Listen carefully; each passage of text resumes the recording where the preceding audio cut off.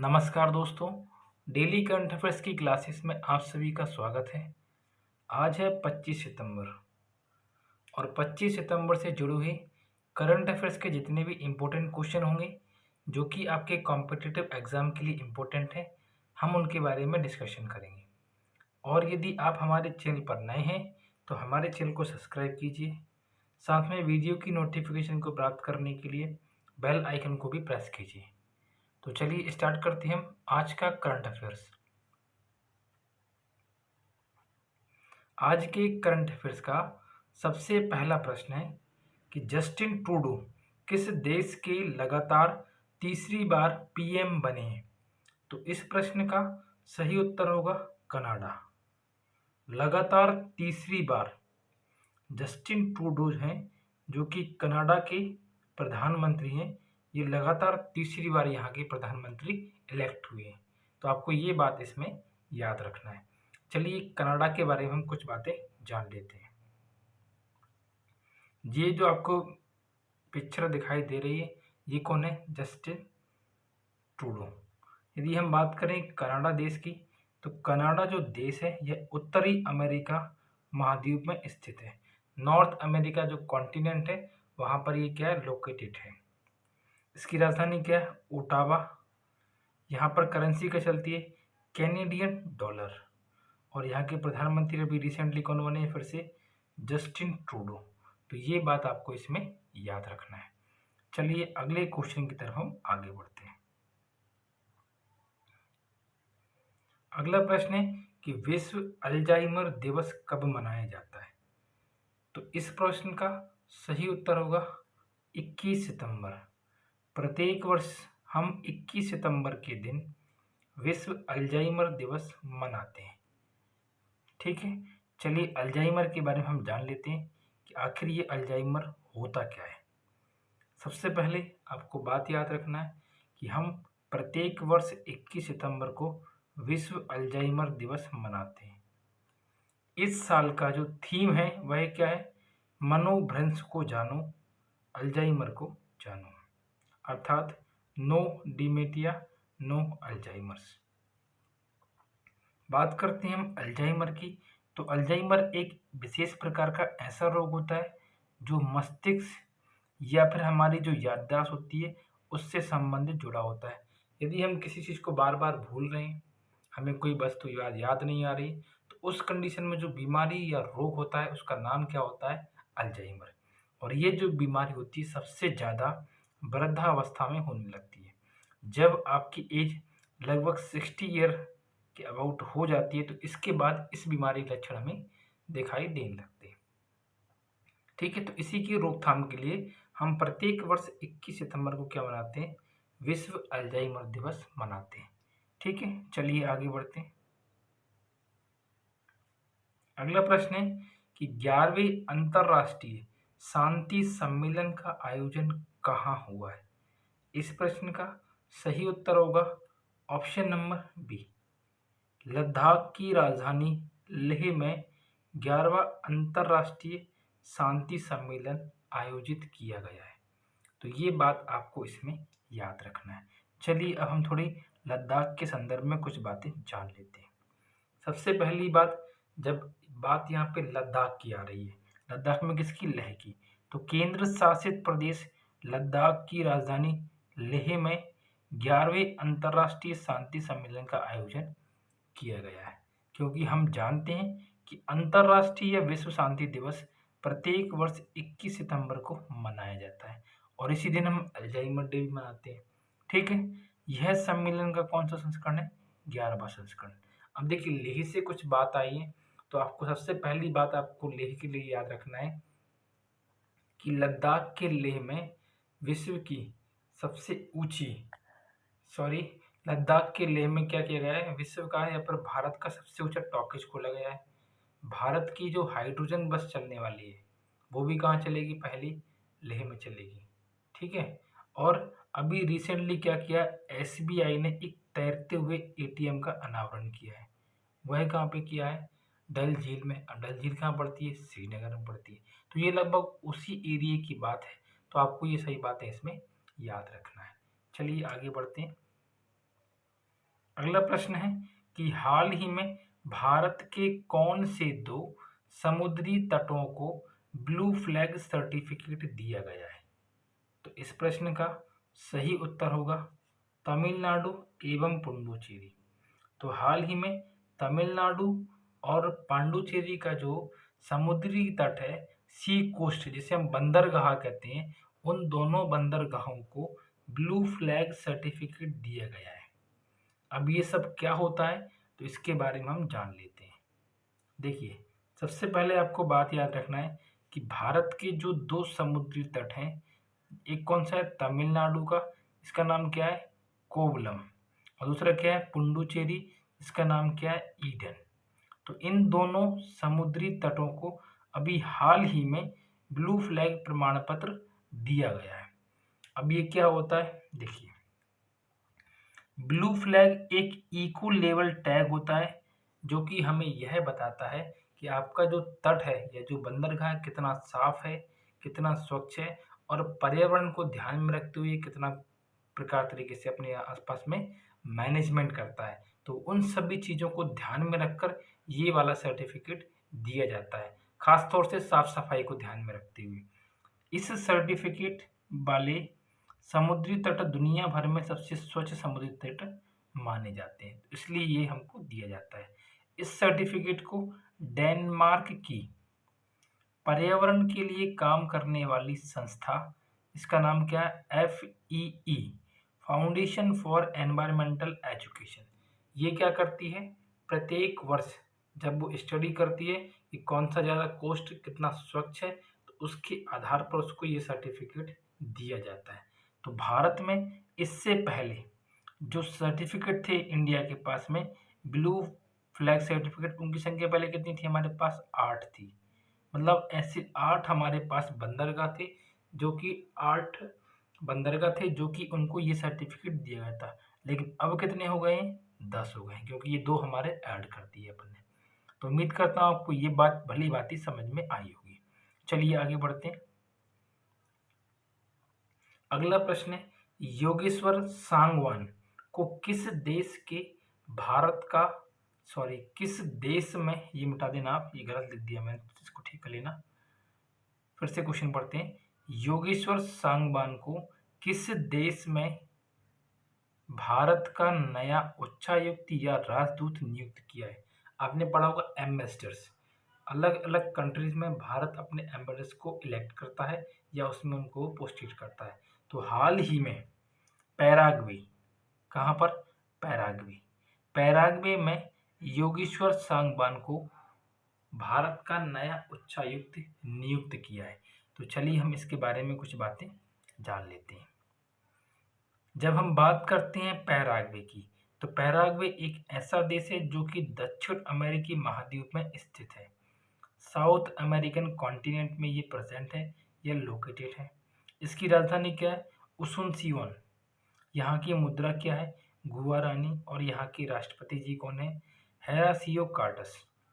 ठीक है, तो ये आपको बात याद रखना कि पैराग्वे में भारत के नए जो ब्रांड एम्बेसडर हैं या जो एम्बेसडर हैं वही कौन बनेंगे योगेश्वर सांगवान। ठीक है, और इससे पहले ये जो योगेश्वर सांगवान है ये क्या काम करते थे विदेश मंत्रालय में संयुक्त सचिव के रूप में काम करते थे। तो उनको इस पद से अब हटा करके पराग्वे में क्या कर दिया इनको वहाँ का एम्बेसडर नियुक्त कर दिया है। ठीक है, चलिए आगे बढ़ते हैं। अगला प्रश्न है कि द हिमालयन फिल्म फेस्टिवल 2021 का पहला संस्करण कहाँ आयोजित किया जा रहा है? तो इस प्रश्न का सही उत्तर क्या होगा वही लद्दाख की राजधानी लेह, जो अभी रिसेंटली कुछ देर पहले अपन ने इसमें पढ़ा था पीछे। तो भारत का पहला द हिमालयन फिल्म फेस्टिवल 2021 का आयोजन अभी रिसेंटली चल रहा है। ये 24 सितंबर से स्टार्ट हुआ है। ये कहाँ पे चल रहा है लद्दाख के लेह में। तो ऑप्शन नंबर सी इसका सही आंसर होगा। देखिए आप इसमें कुछ बातें याद रख लीजिए। पहला जो इसका एडिशन है ये 24 सितंबर से स्टार्ट हुआ है और कब तक चलेगा 28 सितंबर तक। कहाँ पे चल रहा है लेह के लद्दाख में। ये लद्दाख के लेह में। लद्दाख के लेह में भारत की पहली हाइड्रोजन बस सेवा शुरू की जाएगी। ये बात भी आपको इसमें याद रखना है। यदि हम बात करें लद्दाख की, तो 31 अक्टूबर 2019 को इसकी स्थापना या इसका गठन किया गया था। कब? जब द आर्टिकल 370 को यहाँ से हटाया गया था।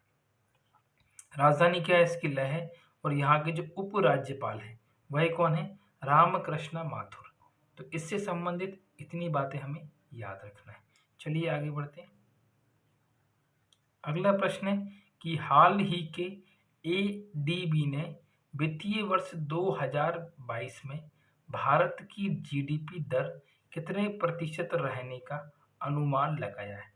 ये एक संस्था है, एशियन डेवलपमेंट बैंक। इसने हमें बताया है कि आने वाले वित्तीय वर्ष 2022 में भारत का जो जीडीपी रेट रहेगा वह कितने रहने वाला है। तो ये ऑप्शन है आपकी। तो इस प्रश्न का जो सही आंसर होगा वह क्या होगा? 10%। तो आने वाले वित्तीय वर्ष 2022 में 10% तक हमारे जीडीपी रहने का अनुमान किसने लगाया है? एशियन डेवलपमेंट बैंक ने। तो चलिए इसके बारे में हम कुछ बातें जान लेते हैं। देखिए, एशियन डेवलपमेंट बैंक का शॉर्ट फॉर्म क्या होता है? एडीबी। ठीक है, इसकी स्थापना क्या हुई थी? 19 दिसंबर सन 1966 में। इसका उद्देश्य क्या है स्थापना करने का? कि जितने भी एशियाई कंट्री हैं उनको आर्थिक रूप से विकास करवाना। इसका मुख्यालय क्या है? फिलीपींस की राजधानी क्या है? मनीला। तो यहाँ पर इसका क्या है? हेडक्वार्टर है। इसमें कुल नंबर ऑफ मेंबर कितने हैं? अभी प्रेजेंट टाइम पे कितने? 68। जब इसको एस्टेब्लिश किया गया था स्थापना, उस समय देश कितने थे? 31। और वर्तमान में कितने हुए हैं? 68।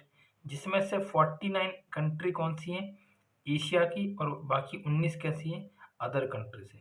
तो आपको इसमें इसके बारे में इतनी बातें याद रखना है। चलिए आगे बढ़ते हैं। अगला प्रश्न है आपके लिए कि हाल ही में संयुक्त राष्ट्र ने सतत विकास लक्ष्य का एडवोकेट किसे नियुक्त किया है। तो ये तो हमारे शहर विदिशा से ही खबर है, क्योंकि जो भारत के नोबेल 2014 में जिन्हें शांति का नोबेल पुरस्कार दिया गया था, इनका नाम क्या है? कैलाश सत्यार्थी जी। तो हाल ही में संयुक्त राष्ट्र ने अपने सतत विकास लक्ष्य को ध्यान में रखते हुए उसका जो एडवोकेट है किसको नियुक्त किया गया है? कैलाश सत्यार्थी जी। ये वही कैलाश सत्यार्थी हैं जिन्हें वर्ष 2014 में पाकिस्तान की मलाला यूसुफजई के साथ में संयुक्त रूप से शांति का नोबेल पुरस्कार दिया गया था। तो ये बात आपको इसमें याद रखना है। और ये कहाँ के निवासी हैं? एमपी में। एमपी में कहाँ पर है? विदिशा, भोपाल के पास में ये राज्य जिला पड़ता है विदिशा। यहाँ की ये क्या है? निवासी है। ठीक है, चलिए इनके बारे में कुछ और बातें हम जान लेते हैं। यदि हम बात करें संयुक्त राष्ट्र की, तो संयुक्त राष्ट्र की स्थापना हुई थी 24 अक्टूबर 1945 में। इसका जो हेडक्वार्टर वह कहाँ पर है? न्यूयॉर्क, यूएसए में। और इसमें मेंबर ऑफ कंट्री कितनी है? 193। और इसके जो अध्यक्ष हैं वह कौन है? एंटोनी गुटेरेस। तो यूएन से रिलेटेड और उसके जो ये एडवोकेट है उससे संबंधित आपको इतनी बातें इसमें याद रखना है। चलिए अब आगे बढ़ते हैं इसमें हम। अगला प्रश्न है आपके लिए कि विश्व राइनो दिवस या विश्व गैंडा दिवस कब मनाया जाता है। देखिए, इस बात को लेकर मैं एक आपको इन्फॉर्मेशन देना चाहता हूँ कि अभी रिसेंटली में इस वाले डे को कब मनाते हैं? 22 सितंबर को। पहले तो आपको यही बात याद रखना कि प्रत्येक वर्ष हम 22 सितंबर क्या करते हैं? विश्व गैंडा दिवस मनाते हैं। ठीक है, तो अभी क्या हुआ था रिसेंटली कुछ दिनों पहले ही जब इस डे को सेलिब्रेट किया था, तो असम जो राज्य है वहाँ पर ये वाला एक सींग वाला जो गैंडा होता है बहुत ज़्यादा संख्या में पाया जाता है। तो वहाँ पे उसके जो अवशेष थे एक सींग वाले सींग के, तो उन्होंने उसको एक साथ रख के क्या कर दिया? पूरी की तरह से जला के राख कर दिया। क्यों कर दिया? क्योंकि जितने भी माफिया है वहाँ पर जो कि इनके तस्करी वगैरह करते हैं, तो उनको सचेत करने के लिए कि आप आगे से ऐसा काम नहीं करेंगे, यदि करेंगे तो आपके साथ ये अच्छा व्यवहार नहीं किया जाएगा। तो उन सभी के संरक्षण के लिए, खासतौर से एक सींग वाले गैंडा के संरक्षण के लिए पूरे विश्व में हम 22 सितंबर को विश्व गैंडा दिवस या विश्व राइनो दिवस मनाते हैं। ठीक है, पेपर के लिए आप केवल यही बात याद रखिएगा। चलिए आगे बढ़ते हैं। अगला प्रश्न है कि हाल ही में भारत के 70वें शतरंज ग्रैंड मास्टर कौन बने। अब ये क्वेश्चन मैंने कल भी आपको दिया था, आज फिर से आ गया।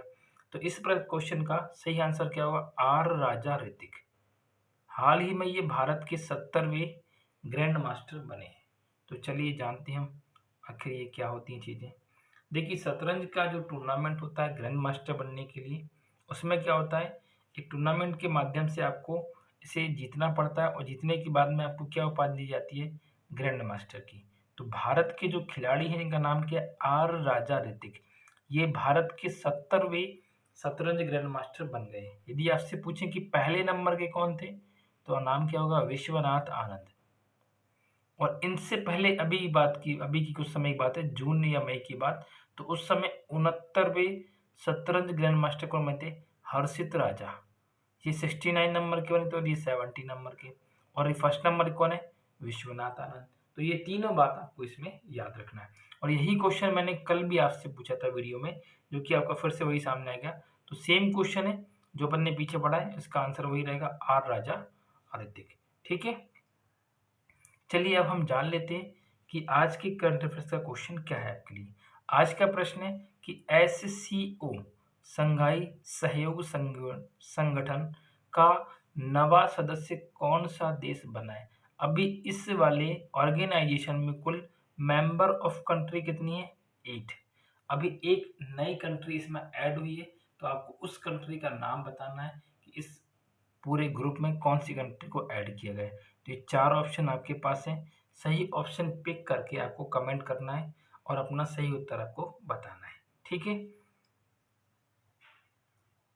और इस वीडियो का जो कंप्लीट पीडीएफ रहेगा वह आपको या तो डिस्क्रिप्शन बॉक्स में दे दिया जाएगा, या फिर जो टेलीग्राम ग्रुप है हमारी कोचिंग का, उस पर आपको ये प्रोवाइड कर दिया जाएगा।